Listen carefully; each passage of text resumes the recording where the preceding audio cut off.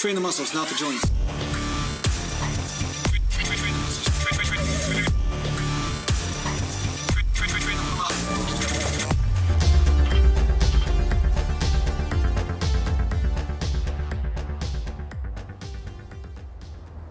Mountain.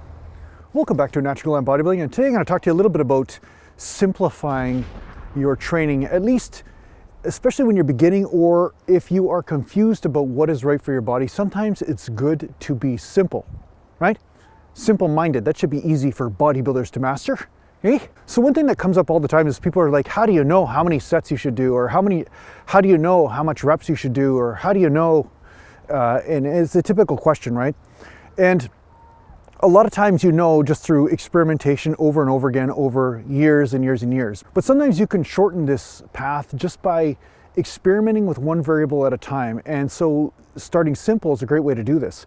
So for instance, say you are confused about how many sets it takes for you to fatigue a muscle.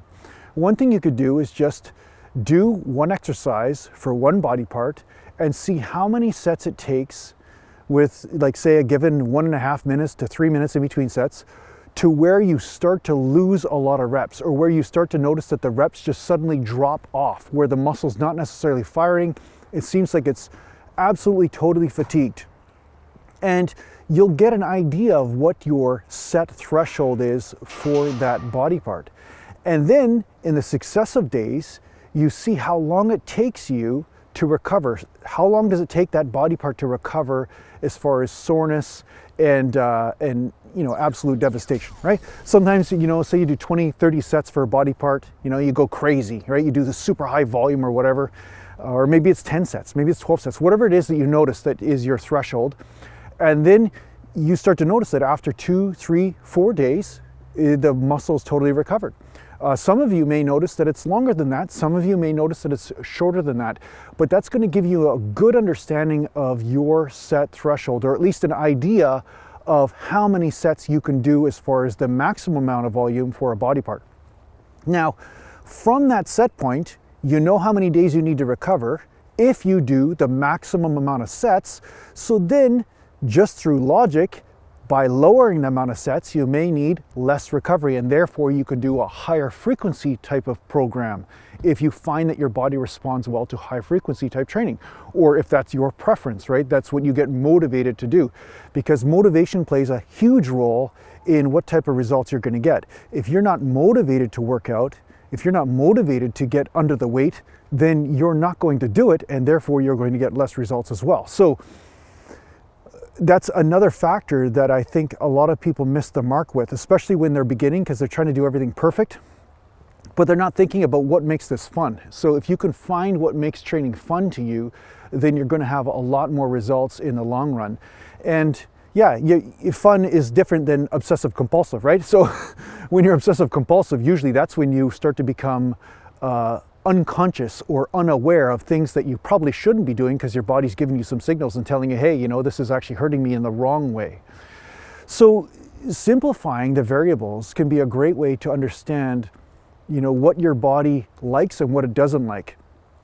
So don't be afraid to just take, a few weeks and say, okay, I'm going to find out how many sets it takes for my body to hit fatigue. And there may be different amounts of sets depending on the body part that you're training.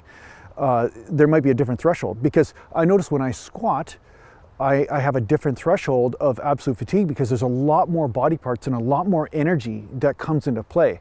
So I could do a lot more bicep training or a lot more sets of chest training or shoulder training than I could for leg training, especially when I'm doing those heavy compounds. So you're going to notice that there are also those other subtle variables that come into play as well. So yeah, simplistic experimentation is necessary. And that's why another person asked me about calories, and I told him, I said, I just basically ate what I normally eat, and then I start taking away energy food and see what happens. Say I take away 1 portion of rice a day, or 2 portions of potato or whatever, and then I start to see how my body reacts, and that's how I start to find out what makes me leaner. But again, it's about simplification. I'm not, taking out pie charts and measuring calories and macros and saturated, polyunsaturated, monounsaturated, and trans fats and all. I'm not getting too complicated, right? If you get too complicated, you start to get lost And although complicated sort of variables can play a role, you wait till you get to that advanced stage before you start to mess around with that stuff. In the end, I find simplicity is a good place to start, and in the end, it's going to tell you probably 80% of what you need to know, right? So yeah, I hope this helps out your training. Thanks a lot for watching. If you need to get a hold of me, just go to naturalglambodybuilding.com, and thanks a lot to the patron supporters, and take care for now. And I'm freezing my ass off because it's mountainous and cold out here. And there's still a bunch of drones wearing masks walking around. Can you believe it? Drones, these people. It's crazy. Mountain.